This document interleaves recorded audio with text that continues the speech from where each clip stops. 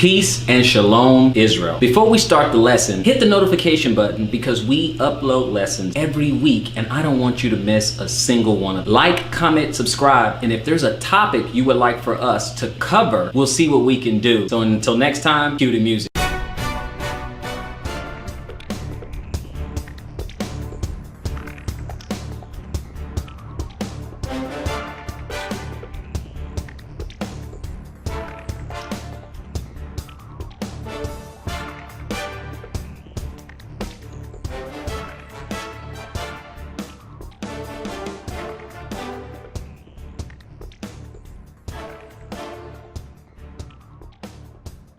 All praises to the Most High God of Abraham, Isaac, and Jacob. And peace to everyone joining me on this program. This is the Found of Israel Bible Studies program. Happy Sabbath, family, and Mishpachah, Shabbat Shalom, Mishpachah. So, I'm very, very happy and honored to stand before you on the Lord's Sabbath day. And we're going to continue in the series, the fruit of the Spirit or the works of the flesh. The fruit of the Spirit or the works of the flesh. In this particular lesson, we're going to be covering idolatry and witchcraft. We're going to deal with idolatry and witchcraft, which of course is a work of the flesh. And you know, we generally like to look behind words and the definitions so we can get a deeper understanding of what the scriptures are trying to tell us. Now we can get this definition or we can use context. All these things and techniques are important for us to have full understanding, you know, and all thy getting, get understanding, right? So, dealing with idolatry, I think we need to go right to one of the earliest accounts when the Most High is trying to tell us, don't deal in idolatry. So with that, let's go ahead and get into Exodus 20. And for those of you guys who are looking at this, go ahead and check the description box below and I have the scriptures down there so you can follow along with what we are covering. So Exodus 20, and we're going to start in verses 1 through 5. Exodus 20 and verses 1 through 5, if you will.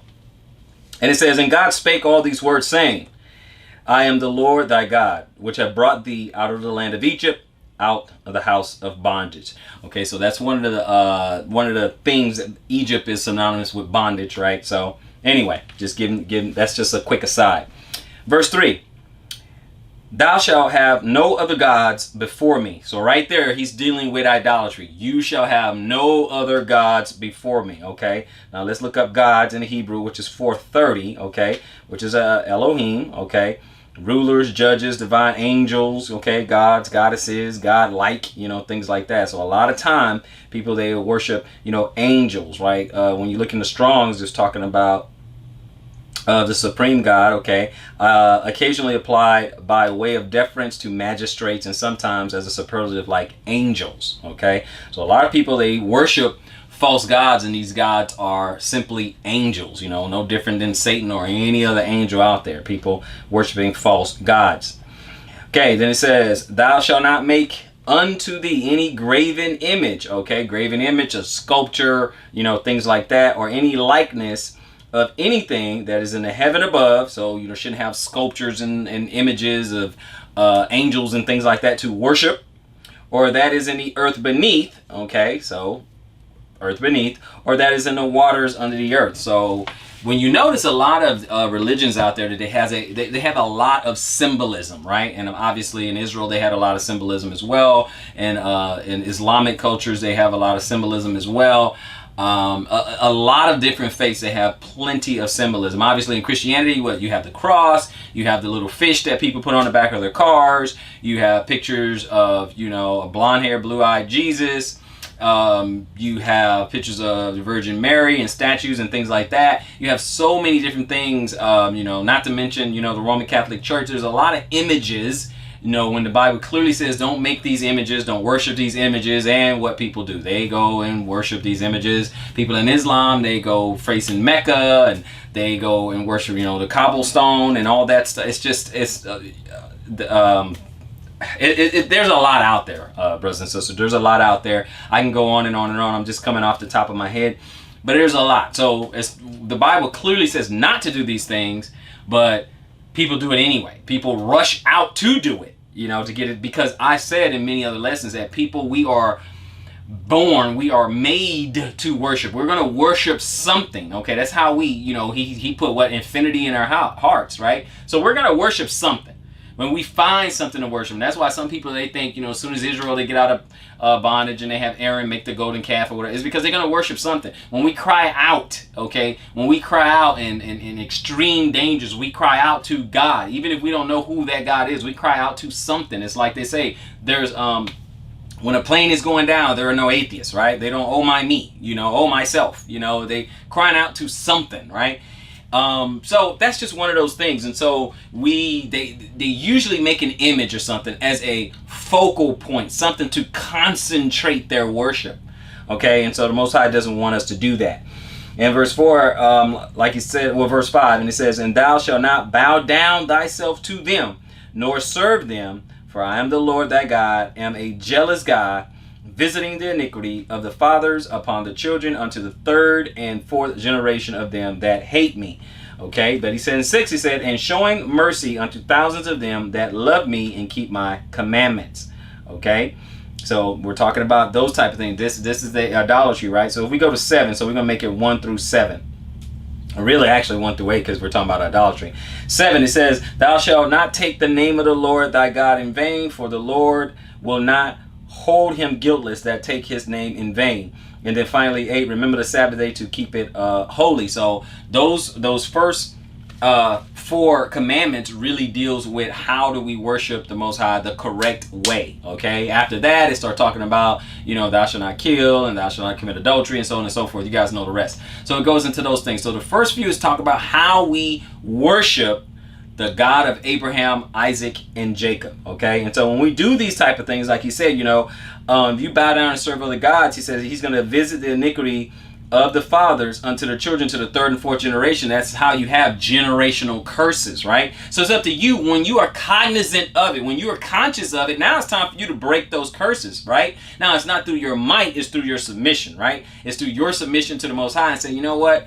We're not going to do that. We're not going to make any images. I'm not going to be wearing crosses and stuff. I'm not going to, worship some kind of statue or anything like that. I'm not going to do any of that stuff. I'm not going to do any of that, okay? Not to mention the paganism and, and Christmas trees and all this other stuff. I'm not going to do any of that stuff because I need the curse to stop here. I don't want it to pass on to my children, okay? It's kind of like when Abel died out and then men just became super, super wicked and did not serve the Most High until Seth in his line. When you read back and say, okay, and then then people start to worship the Most High once again, all right? So that's the same thing that we're dealing with. It's very, very similar, right, what we're dealing with. So again, you look at these first 4, it talks about how we worship the Most High. He's given us the prescription of how he wants us to worship him.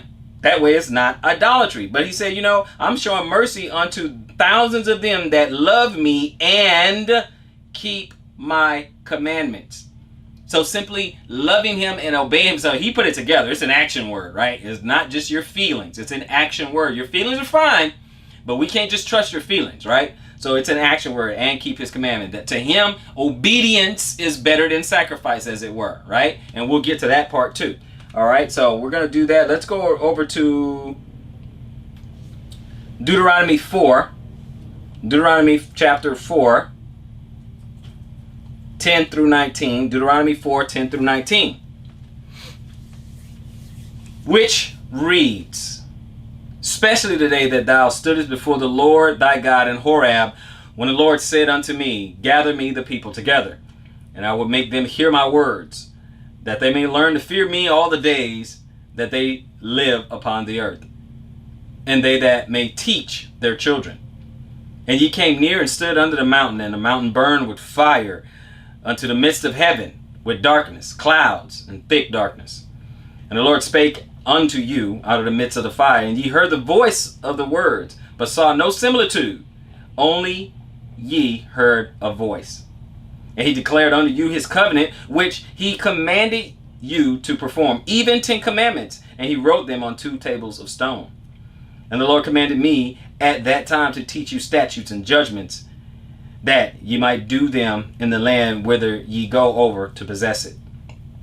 Take ye therefore good heed unto yourselves, for ye saw no manner of similitude. Let's look at similitude, guys. Okay. We're going to look up similitude, which is 8544, okay? Which is timuna, okay? Timuna in the Hebrew. Form, image, likeness, representation, or semblance, okay? Something portioned out as a shape, okay? You saw no shape. A phantom, like a ghost. An embodiment, a manifestation, okay? You didn't see any of that, okay? So he's talking about you didn't see a similitude, okay? So he said in 15, he said, take ye heed, therefore good heed unto yourselves, that ye saw no manner of similitude on the day that the Lord spake unto you in Horeb out of the midst of the fire. Lest ye corrupt yourselves and make you a graven image, the similitude of any figure, the likeness of male or female. Which is why he doesn't want us to do it. What do? They made a golden calf at the time, right? Okay, and then 17 he said, the likeness of any beast that is on the earth, the likeness of any winged fowl that flies in the air, the likeness of anything that creepeth on the ground, the likeness of any fish that is in the waters beneath the earth. He don't want any of that. I hope we're hearing that. Unless ye lift up thine eyes unto heaven, and when thou seest the sun and the moon and the stars, even all the host of heaven, shouldst be driven to worship them. So we look at, do we not do that? They say that in astrology. Okay, not astronomy, which is fine, that's a science, but I'm talking about astrology. Hey, this is your sign, this is your zodiac, and things like that. People get into that a lot, right? So you're saying the stars tell you something, is basically what you're saying. The stars tell you something. When I was born and all this, that mean things, right? Okay, because it says, when thou seest the sun and the moon and the stars, even the host of heavens, like the angels, should be driven to worship them and to serve them, which the Lord thy God has divided unto all nations under the whole heaven. This is what he's talking about, right? That idolatry. So that's when it starts. I'm just talking about what the Bible is considering idolatry, and we do it today. We practice it today. Many people, I'm not saying you personally, but many people practice that today. This is where we get a lot of these things from, okay? The idolatry and stuff, when you're looking at necromancy and stuff, let's pop out the Ouija board, let's talk to the dead, and he said, well, you can't really do that. It's not allowed. That is against Torah, right? So idolatry, we're trying to do things in our own power. Even when you look at the prophets, when they did something miraculous, we know it really was the Father in heaven. We know it was really an angel he sent behind them. It was the Father who imbued them with some type of power, but it was never them taking all the credit and the glory for themselves. Because we are what? Instruments. We're just simply conduits. Okay? Because I don't want someone to come and say, well, many of the prophets, they did all kinds of things and miracles and this and that. Yeah, they did, but who got the credit? Right? So that's the difference. So let's go to Numbers 33. Numbers 33, and I'm going to start at 50 to 52. Numbers 33, 50 to 52. And 50 reads this way. It said, and the Lord spake unto Moses in the plains of Moab by Jordan near Jericho, saying, speak unto the children of Israel, and say unto them, when you are passed over Jordan into the land of Canaan, then ye shall drive out all the inhabitants of the land from before you. And look at what else he says. And destroy all their pictures, and destroy all their molten images, and quite pluck down all their high places. There's their buildings, so their little synagogues, their little quote unquote what we would call today churches. All those got to come down. Let's look at it. He said these pictures, okay, maskith in the Hebrew, showpiece, figure, imagination, image, idol, picture, okay, conceit, image, or picture. All those. That's okay. So he said tear those down. Got to get rid of those pictures. Said the molten imaging, seslim, is image or images or likeness or semblance. Those gone. Take all those gone. So exactly what we thought. All the molten images and things like that. Now, you're talking about molten images, you're talking about sculptures, right?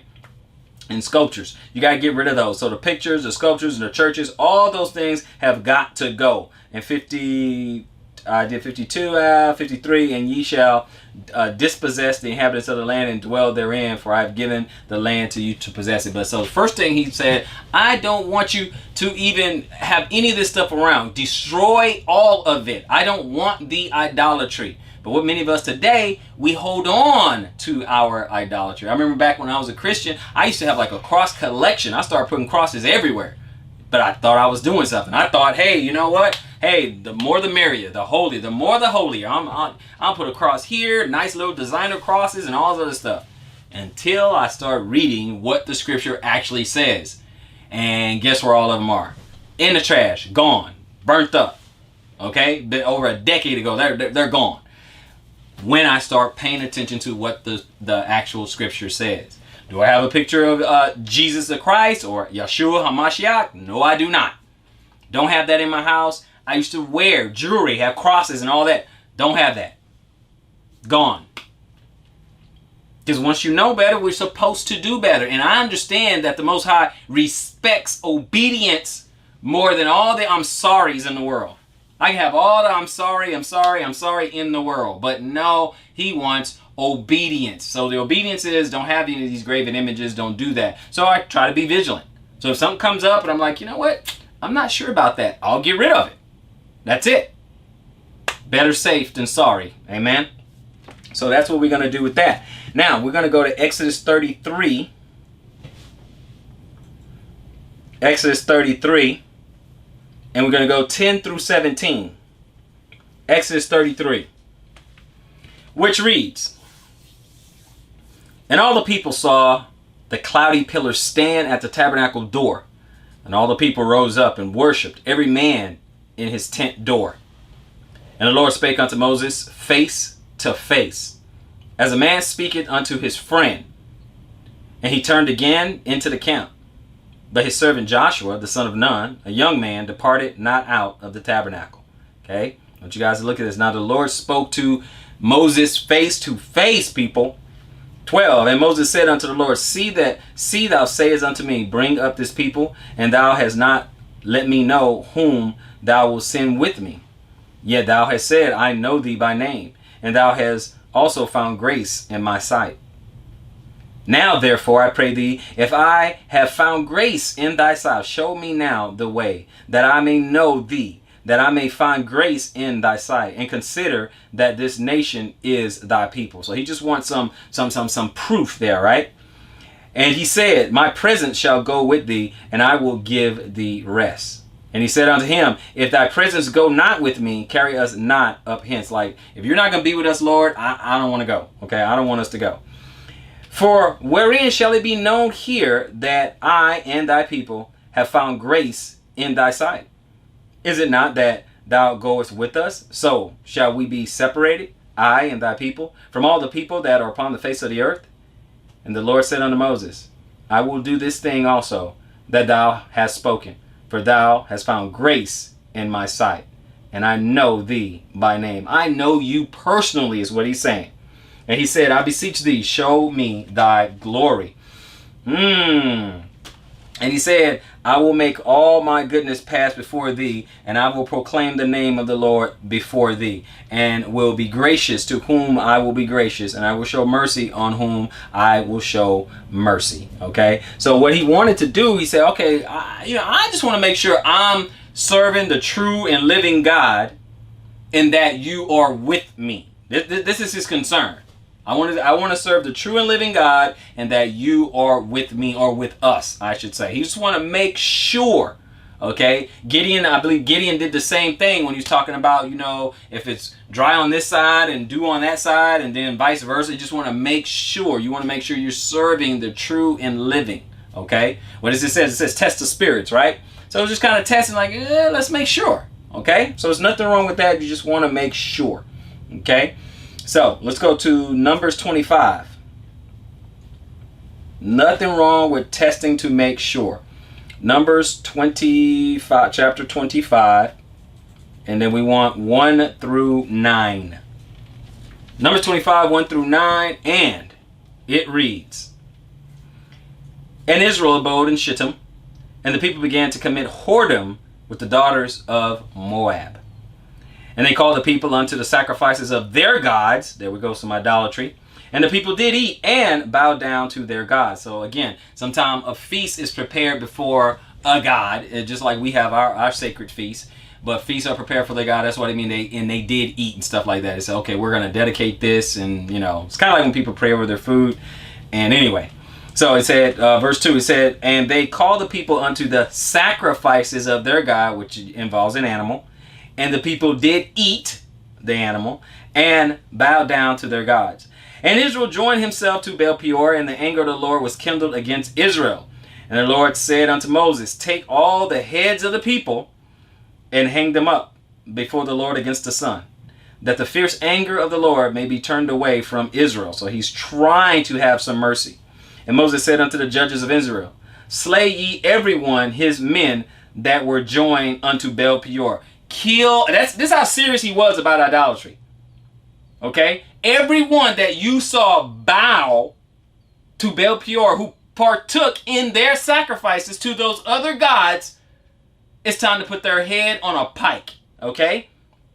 And behold, one of the children of Israel came and brought unto his brethren a Midianitish woman in the sight of Moses, and in the sight of all the congregation of the children of Israel, who were weeping before the door of the tabernacle of the congregation.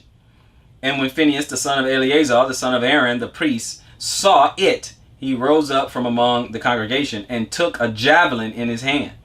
And he went after the man of Israel into the tent and thrust both of them through, the man of Israel and the woman through her belly.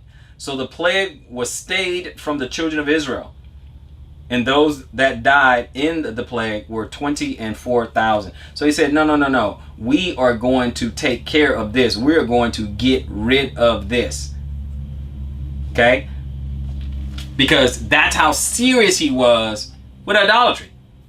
He just wasn't having it. Today, we don't take it very seriously. We don't take it to heart. Because why? We're not getting thrust through. Because we're Israel. We're all separated. We're not sovereign unto ourselves. We're not a nation unto ourselves or anything like that. We hardly have any community or any togetherness at all as a nation. We're too busy bickering and fighting and stuff like that. But meanwhile, while we're bickering, fighting, and debating, Israel and idolatry is running rampant. And witchcraft is running rampant. But we can argue and debate about it all day long. And we don't worry about it because why? No one's coming into our house and spearing us with a javelin. Okay? Because it's not swift judgment. This is why we don't fear. Because there's not swift judgment. But I'm pointing out to you how serious it was. It was a big deal. Because Most High was like, look, if I'm doing this for you, how dare you worship another who's done nothing for you? Nothing. How dare you? That's why he was so serious. That's why to him he equates it to adultery. Idolatry and adultery is the same thing. You're dealing with another guy who did nothing for you. Ezekiel chapter 8.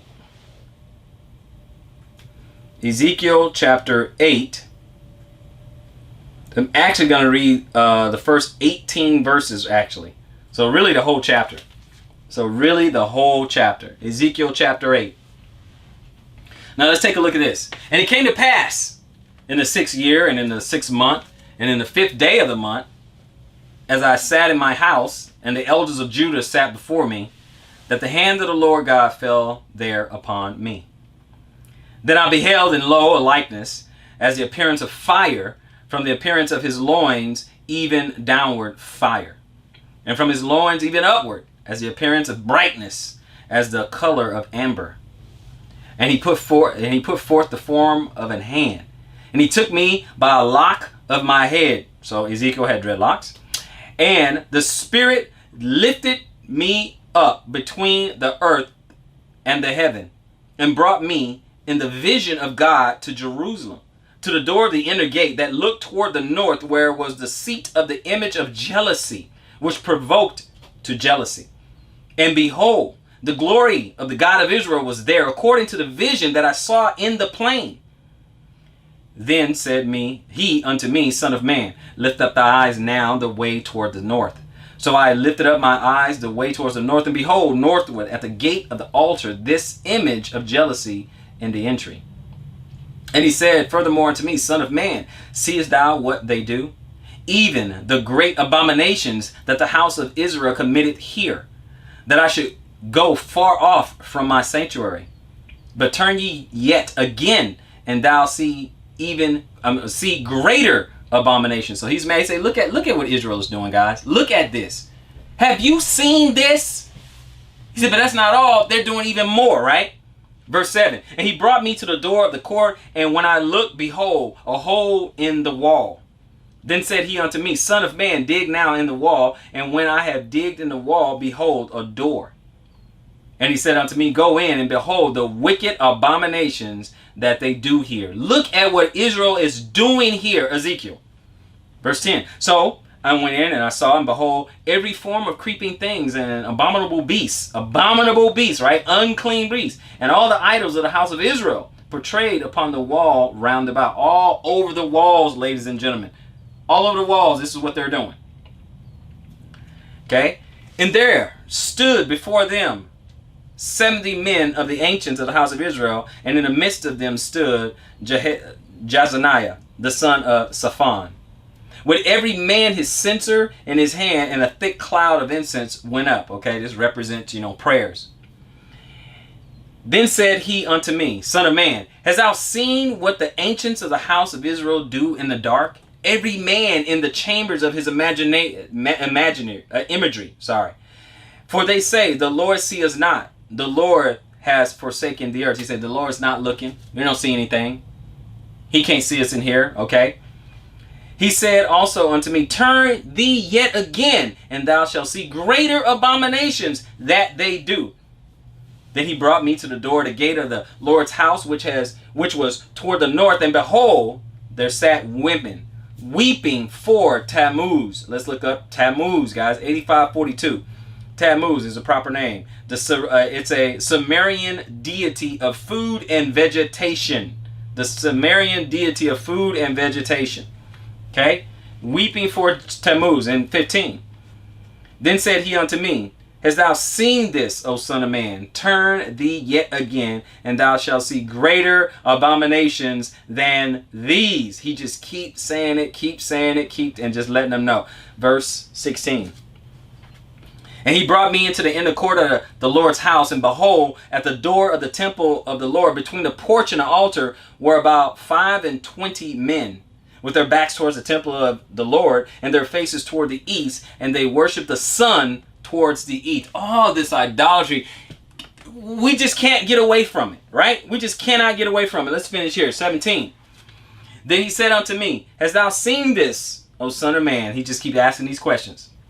Is it a light thing to the house of Judah that they commit these abominations which they commit here? For they have filled the land with violence, and have returned to provoke me to anger, and lo, they put the branch to their nose. Okay, it's like they don't like they don't even see it. Like, they want to just brush it off like it's no big deal. That's why he asked, is it a light thing? It's no big deal. 18. Therefore will I also deal in fury, my eyes shall not spare, neither will I have pity. And though they cry in my ears with a loud voice, yet will I not hear them. Because you keep doing it. You keep doing the same thing. Till you have a heart check, till you change, till you say, you know what, I'm not going to do this anymore. We're not doing this. Then he's not going to hear you. He has nothing to say. Nothing to say. Nothing to do with any. You're going to get it here. I'm not going to pity you. Because you won't change your ways, what you're doing. You won't change your attitude. You won't change your heart. Nothing. Your lips, they do worship me, but your heart is far from me. That's what's going on.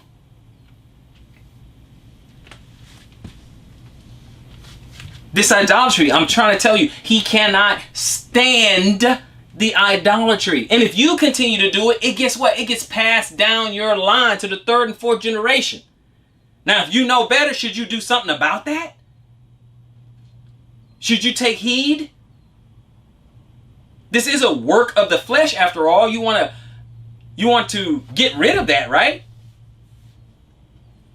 You want to amputate that from your flesh. We're going to continue. Colossians chapter 3. And I just want verse 4 and 5. When Christ, who is our life, shall appear, then shall ye also appear with him in glory. So this is what he says. This is what he says for us to do. He said, mortify therefore your members which are upon the earth. This is your body, right? Now here's some of these works of the flesh. Fornication, uncleanness, inordinate affections, evil concupiscence, and covetousness, which is idolatry. That's what we're talking about, right? You're worshiping yourself. You're worshiping your flesh. You worrying about, oh, how I feel. You worrying about how you feel good. You have to feel a certain way to get this idolatry piece down. You got to feel a certain way. Look at this. Some of these things that you're doing. Fornication. You messing around. That's your flesh. You're trying to go and feel good. You're trying to chase some flesh. And you're trying to feel good. You're trying to satiate this particular desire. Now, obviously, in marriage, it's no big deal. Have fun, have a ball. But fornication, obviously, is not in marriage. Okay? Uncleanness. We already did a lesson on that. Go back and you can see what uncleanness is. That's still you. Whether it's deliberate or neglect. Inordinate affection. Come on, we already know the society we live in right now. We know what an inordinate affection is. It's an affection or a desire we should not have. It's not proper. It's not right. You already know what that is. Okay? Evil concupiscence. I hear somebody ask me, well, what's concupiscence? Well, it's in the Greek and it's 1939. It said desire, craving, longer desire for what is forbidden. Okay? It is a lust. It's what is forbidden. Now remember, lust is neutral because you can lust after something good. Okay? You can lust after a good hot meal. Nothing wrong with that. Okay? Or you can lust after something bad. Okay? But it is a desire or a lust for what is forbidden. And when you do that, that's you satisfying your flesh, right? Again, it's back to you and how you feel. Satisfying your flesh. Okay? So having all that, having it's not concupiscence. You won't even use that like in terms of say marriage. You wouldn't do that because desiring one another, that's perfectly fine. But we're talking about what is forbidden. Satisfying the flesh.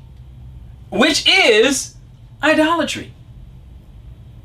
Because we can worship ourselves. We can worship our emotions. We can worship our intellect. We're so smart. Because some people are going to be too smart to get in the kingdom. I'm going to tell you that right now. Some people are going to be way too emotional to get in the kingdom. Some people are going to be way too smart to get in the kingdom. Way too smart. Because these are just words on a page. This doesn't make any sense. This makes no sense whatsoever to a lot of people. But all this, he says, this is idolatry. Look at one scripture, 1 Samuel 15. 1 Samuel chapter 15. Okay? Look at this. Because we're real good at this. He said what? For rebellion is as the sin of witchcraft. Okay, but you know what? We're going to back it up. We're going to back it up. Because I want 23. We're going to back it up. Let's go to 16. And then we'll get to 23. Let's just back it up a little bit. Let's get the whole context. Because we all do this sometimes. Because I use this for the whole witchcraft thing. But you know what? We'll jump to it right now. He said, then in verse 16, okay, 1 Samuel 15, verse 16, he said, then Samuel said unto Saul, stay, and I'll tell you thee what the Lord has said to me this night. And he said unto him, stay on. And Samuel said, when thou wast little in thy own sight, was thou not made the head of the tribes of Israel, and the Lord anointed thee king over Israel, right? So he asked him a question. And the Lord sent thee on a journey and said, go and utterly destroy the sinners of the Amalekites and fight against them until they be consumed. Wherefore then didst thou not obey the voice of the Lord, but didst fly upon the spoil and did this evil in the sight of the Lord? And Saul said unto Samuel, yea, I have obeyed the voice of the Lord, and have gone the way which the Lord sent me, and have fought Agag, the king of the Amalek, and have utterly destroyed the Amalekites. But the people took the spoil, the sheep and the oxen, the chief of the things which should have been utterly destroyed, to sacrifice unto the Lord thy God in Gilgal. And Samuel said, has the Lord as great delight in burnt offerings and sacrifices as in obeying the voice of the Lord? So he said, does he like that better? Does he like you going ahead and doing these sacrifices for him? Does he like that? He prefers that than you to obey him? Okay. He said, behold, to obey is better than sacrifice, and to hearken than the fat of rams. And you making a sacrifice, right? And then 23, what we want anyway. For rebellion is as the sin of witchcraft, and stubbornness is as iniquity and idolatry. Because thou hast rejected the word of the Lord, he has also rejected thee from being king. Okay, so guys, are you understand? Witchcraft and idolatry. Witchcraft and idolatry. Because you want to do your own thing. You're just too damn smart. You know better than the Lord. He wants you to go in this land. He wants you to tear down, burn down all these high places or these churches and stuff. You go to a town and you got to burn down all these churches and everything. Well, that's a nice building. I mean, shoot, we can use that building and we can worship our God in that building. He said, no, I don't want that building. Burn it down. I don't want that. Well, forgive me, Lord, for what I'm about to do. No, it doesn't work like that. You don't get to get forgiveness before you do it, then go do it, and then get no. No. We're not doing that. It doesn't work that way. But this is how Israel wants to do it. This is why. Because you feel like you know better. You know better. We got to go about things according to how you feel. That's what you do. That's how you write. It depends on how you feel. And this how you slip right into idolatry and witchcraft. This is how you slip into it.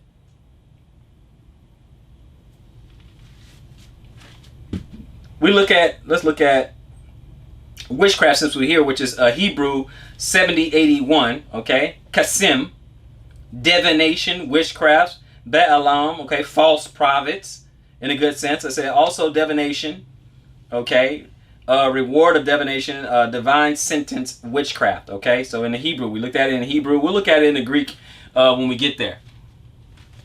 So that's witchcraft. We're going to look at idolatry. It's 8655, okay? Teraphim. Idolatry, idols, images, teraphim, family idol, okay? Family idol, images, and teraphim, okay? That's in the Hebrew. Okay, usually an image, something, a symbol, something that you can worship, something you can focus your worship, where you concentrate your worship. Okay, in the magic circles and stuff, they say it's a foci or something. It's like a focus. It's almost like you look at wizards and things like that, right? And they'll have like a wand or something like that, or have an amulet or a charm or something like that. It's something to focus, right? The power, right? So with idolatry, we focus our attention on a particular idol or image or something like that, and we go from there. Or if we're talking about ourselves, like we're talking about in Sam, whatever, we know better. It's our thoughts, our feelings, we have a better idea. I know God wants me to go in there and destroy everything and kill all the people and get rid of all the sheep and the cows and all that stuff, but man, they look pretty healthy, they look pretty good. Maybe we ought to keep a few of these sheep. Maybe we ought to keep a few of these cows. And you know what? We'll sacrifice it to our God. Now you know better. All of a sudden you know better. God He knows that it's there. He told you to destroy them. When you get there, not only do you kill the people, get rid of all the animals and everything. I don't want any of that. Just clear it out. I don't want any of that. But now you know better. Let us continue. Jeremiah chapter 10. Right? We're going to read a little bit of this. We read this anytime we start getting towards the end of the year and dealing with, Christmas and all that. But again, we're going to focus on idolatry, okay? Jeremiah 10, 1 through 5, and then we'll skip to 8. And it says this: Hear ye the word which the Lord speaketh unto you, O house of Israel. Thus said the Lord, learn not the way of the heathen. That is the most important part of this scripture right there. You stop right there and you're starting to get it. Focus. Let me emphasize right there. I would underline this part, put it in bold, all caps. This is the part that you're supposed to remember, okay? Let me say it again. thus said the Lord, learn not the way of the heathen, and be not dismayed. Okay? Dismayed, amazed, okay? Kathot, okay? Be shattered, be dismayed, be broken, be abolished, be afraid. Cause to be dismayed or terrified or shattered, okay? Let's see. Amazed, scared or affright.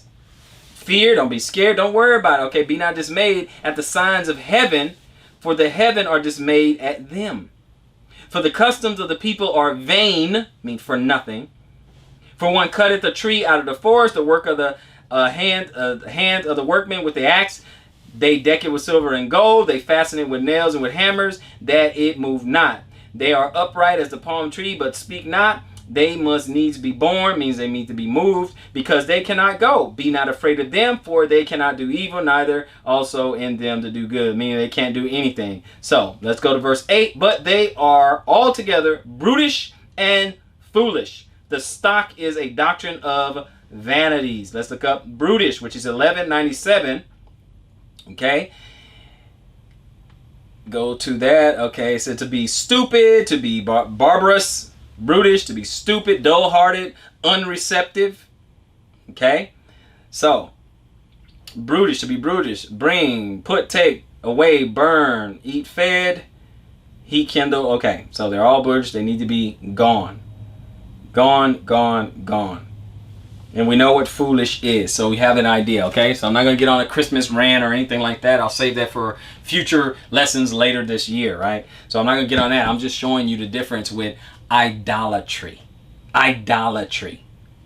Witchcraft. We all want to worship something.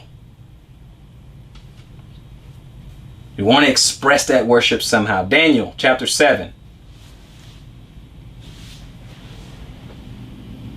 Daniel chapter 7. I just want 23 to 25. Thus he said, the fourth beast shall be the fourth kingdom upon earth, which shall be diverse from all the kingdoms, and shall devour the whole earth, and shall tread it down and break it into pieces. Okay, we have a whole lot of kingdoms on the earth right now. And the 10 horns out of this kingdom are 10 kings that shall arise, and another shall rise after them, and he shall be diverse from the first, and he shall subdue 3 kings. Okay. And he shall speak great words against the Most High, and shall shall wear out the saints of the Most High, and think to change times and laws, and they shall be given into his hand until a time and a dividing of times. But the judgment, did I say 25? Let's see here, to 25. Okay, for three and a half years. So we're gonna have that issue. Now we had something like that back in the past when you had and we're talking about the Holy Roman Empire, but or I should say unholy, but we had the Roman Empire, and then they plucked up, the Ashtaroth, the Vandals, that's where we get vandalism and stuff like that. Those 3 kings were wiped out, pretty much wiped off the face of the earth. Okay, it's not even a Vandal, don't even exist anymore. Those 3 tribes, right? But something similar is going to happen once again, okay, in the future. But again, what do? We worship after the beast. We worship after this world. We worship after the technology. We worship after the way society works. We marvel at all the things that we can do. And soon, the Most High will bring it all to naught. Okay? We'll bring it all to nothing, but we worship after these things. We put our trust in all these other things. Now, don't get me wrong. These are simply tools. There's nothing wrong with it. Okay? Nothing wrong with it. It's putting all your trust in it. Okay? There's nothing wrong with it. Hey, I like technology. We're using technology right now. Nothing wrong with technology. Worshiping it, that's a big problem. Because the Ancient of Days can use something very natural to wipe all this technology out. Does he not use natural things? He can use an earthquake if he wants to. He can use a tornado if he wants to. He can use a hurricane if he wants to. He can use a tsunami if he wants to. He can use an EMP. He can use a solar flare. All this natural phenomena and wipe out all this technology in a blink. So what do you got your trust in? That's why he didn't want us to worship all these things, because he can knock it all out in a blink and use natural things to do it.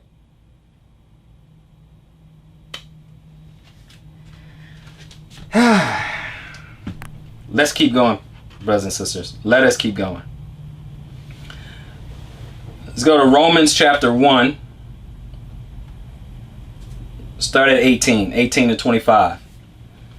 For the wrath of God is revealed from heaven against all ungodliness and unrighteousness of men who hold the truth in unrighteousness. Because that which may be known of God is manifest in them, for God has showed it unto them.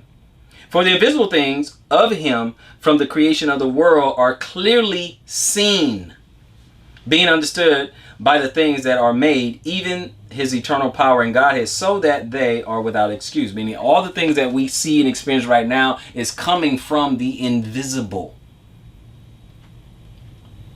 The seen comes from the unseen. That's a deeper teaching. We'll get into that another time. 21, because that when they knew God, they glorified him not as God, neither were thankful, but became vain in their imaginations, and their foolish hearts were darkened. Professing themselves to be wise, they became fools. That's just like today, is it not? 23, and changed the glory of the uncorruptible God into the image made like the corruptible man, and to birds and the four-footed beasts and the creeping things. Talking about idolatry. Wherefore God also gave them up to uncleanness through the lust of their own hearts, to dishonor their own bodies between themselves, who changed the truth of God into a lie, and worship and served the creature more than the Creator, who is blessed forever. Amen. That is what's going on, guys. We got a few more and we'll get out of here. This is what's going on in our society right now. Okay. 1 Corinthians chapter 10. 1 Corinthians chapter 10. We're going to go 1 through 11, then we'll skip to 14. And 1 reads this way. Moreover, brethren, I would not that you should be ignorant, how that all our fathers were under the cloud, and all passed through the sea, and were all baptized unto Moses in the cloud and in the sea, and did all eat the same spiritual meat, and did all drink the same spiritual drink. For they drank of that spiritual rock that followed them, and that rock was Christ. So Christ was there in the Old Testament, amen? But with many of them God was not well pleased, for they were overthrown in the wilderness, meaning they were killed, okay, in the wilderness. Now, these things were for our example. Hello, this is for our example, to the intent we should not lust after evil things, concupiscence, as they also lusted. Neither be ye idolaters, as were some of them. As it is written, the people sat down to eat and drink and rose up to play. Neither let us commit fornication, as some of them committed, and fell in one day 23,000 people. Neither let them tempt Christ, as some of them also tempted, and were destroyed of the serpents. Oh, they tempted Christ, so he was back there. This is the God that we've always known. Neither murmur ye, as some of them also murmured, and were destroyed of the destroyer. Now all these things happen unto them for what? Examples, and they are written for our admonition, upon whom the ends of the world are come. Wherefore, let him that thinketh he standeth take heed lest he fall. That's all of us. That's what we need to do. Lest he fall. Okay, dropping down to 14. Wherefore, my dearly beloved, flee from idolatry. Flee from idolatry.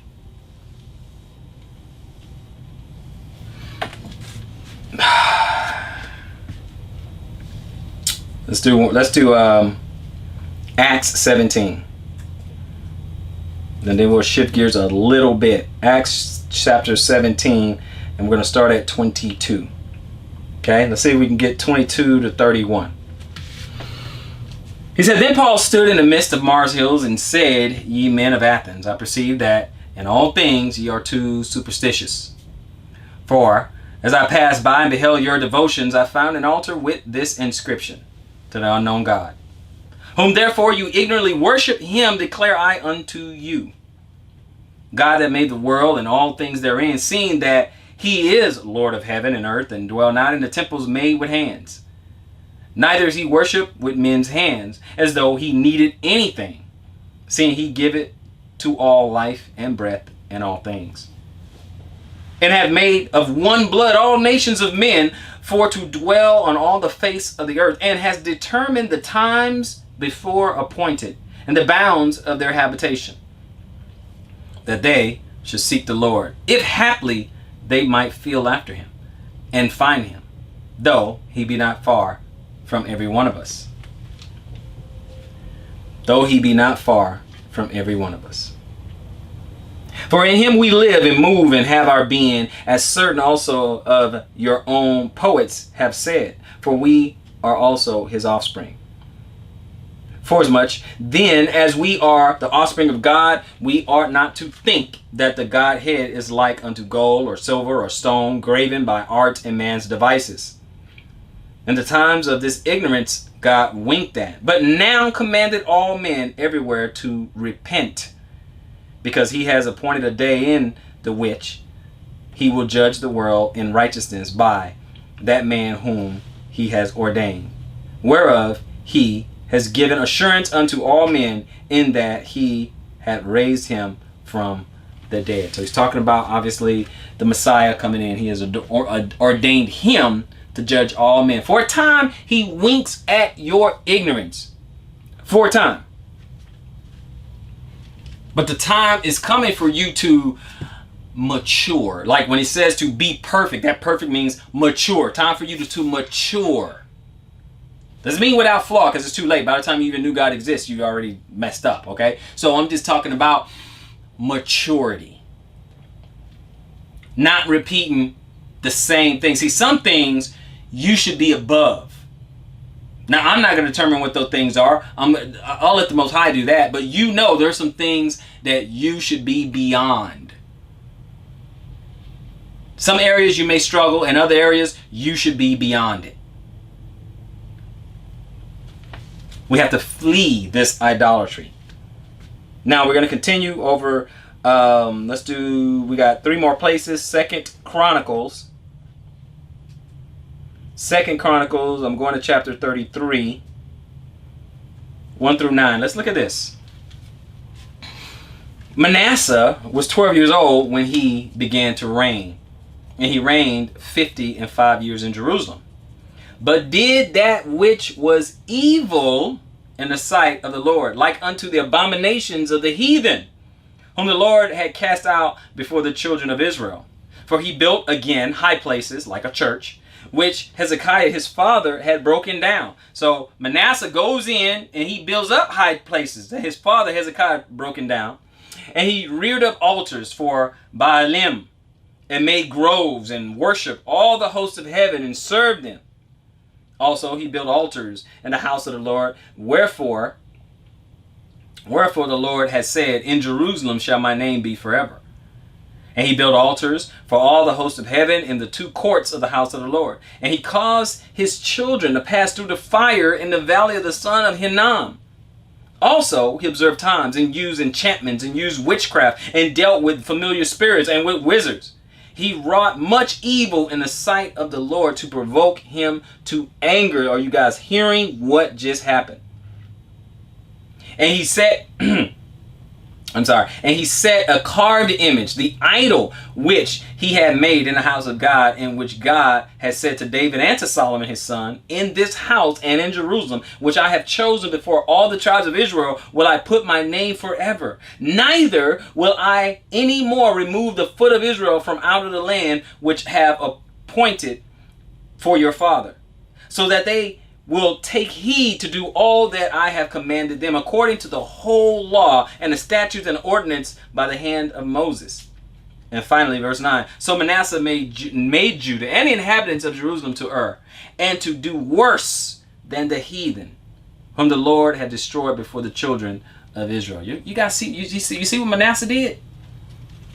He went the total opposite direction of his father Hezekiah. He went completely opposite direction. You know what? I'm king now. I got this. And for 55 years, all this sin, it made all Israel, because what? They're trying to obey their king. And a lot of them were rebellious anyway. A lot of them happily did it. But look at what's going on. He tells us not to do it. And we go do it anyway. Most High told us, don't even inquire about what other people do with their gods. Don't even ask. I'm going to tell you how you worship me. Don't even ask about these other gods. Let's go to Micah chapter 5. Micah chapter 5. We're going to go 1 through 4 and then 7 through 15. 1 through 4 reads this way in Micah chapter 5. It says, now gather thyself in troops, O daughter of troops. He has laid siege against us. They shall smite the judge of Israel with a rod upon the cheek. Okay, this is a prophecy. But thou, Bethlehem Ephratah, though thou be a little among the thousands of Judah, yet out of thee shall he come forth unto me, that is to be ruler in Israel. Sounds like the Messiah, right? Whose goings forth has been from old, from everlasting. Okay, definitely Messiah there, right? Therefore will he give them up until the time that she which travaileth hath brought forth to give birth. Then the remnant of his brethren shall return unto the children of Israel. And he shall stand and feed in the strength of the Lord, in the majesty of the name of the Lord his God, and they shall abide, for now shall he be great unto the ends of the earth. Okay, so we're starting to get understanding there. Let's go drop to 7. And the remnant of Jacob shall be in the midst of many people as the dew of the Lord, and the showers upon the grass that tarried not for man, nor waited for the Son of Men. And the remnant of Jacob shall be among the Gentiles in the midst of many people as the lion amongst the beasts of the forest. Now the remnant of Jacob is going to be in the midst of the Gentiles. Now you tell me this. The remnant of Jacob. What is the population of the so-called African American man in America? What's the population? What's the percentage? Between 13-15%. Okay. What about the melanated people in other countries? Mexico, Russia, China, Australia. Percentage is pretty small, right? So we already said we're going to be in the midst of the Gentiles, right? Shall be among the Gentiles in the midst of many people, as a lion amongst the beasts of the forest, as a young lion amongst a flock of sheep, who, if he go through, both tread it down and tear it in pieces, and none can deliver. Okay? Thy hand shall be lifted up upon thy adversaries, and all thy enemies shall be cut off. And it shall come to pass in that day, said the Lord, that I will cut off thy horses out of the midst of thee, and I will destroy the chariots. And I will cut off the cities of the land, and throw down all thy strongholds. I will cut off what? Witchcrafts out of thy hand, and thou shalt have no more soothsayers. Okay, so I'm going to cut all that off. Thy graven images also will I cut off, and thy standing images out of the midst of thee, and thou shalt no more worship the work of thy hands. The work of thy hands. All the technology, the work of our hands, right? So, because that's not going to save you anyway. Now, I know we're talking about graven images and stuff like that. I'm just go with me. 14. And I will pluck up the groves out of the midst of thee, so will I destroy thy cities. And I will execute vengeance in anger and fury upon the heathen, such as they have not heard. They're not going to be able to figure out, why is none of this stuff that we're doing, why is none of this working? Why? When he comes to destroy this, because one of the things he's going to avenge and he's going to recompense, that he's going to fix, is idolatry and witchcraft. He's got a lot to say about that. He's going to do a lot when he returns. Yet again. First time was simply reconciliation.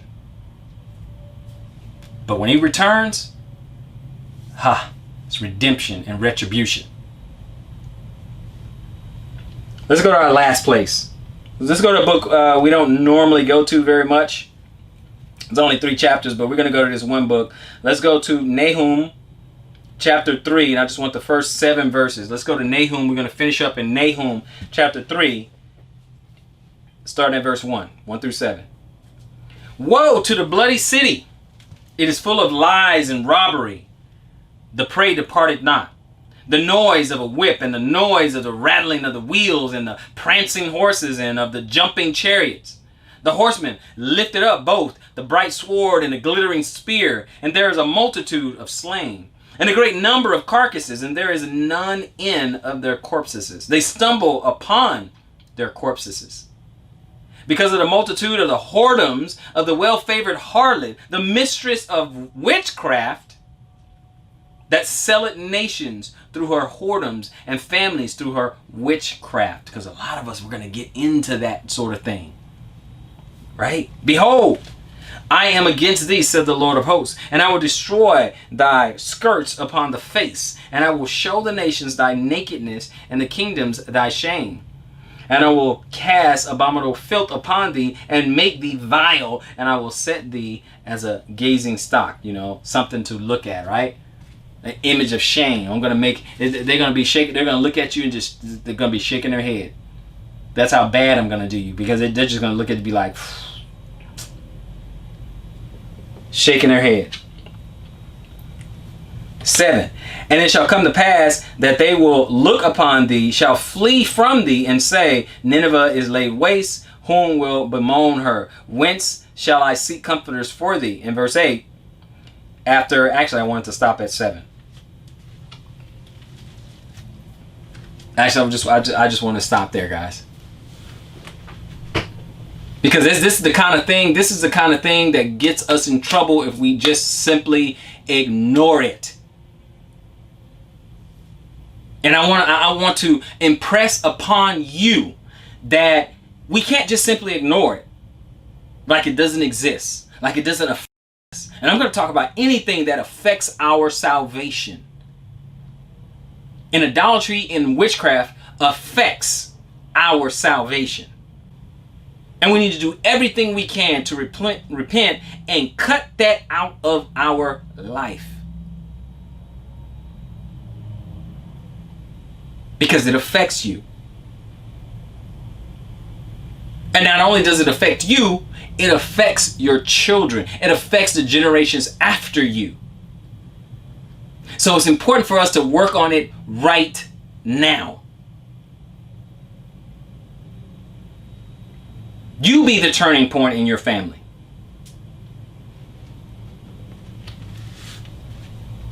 It affects your soul salvation. This is one of those works of the flesh. I hope someone has been edified. So until next time, search the scriptures. Improve all things. Shalom, Israel.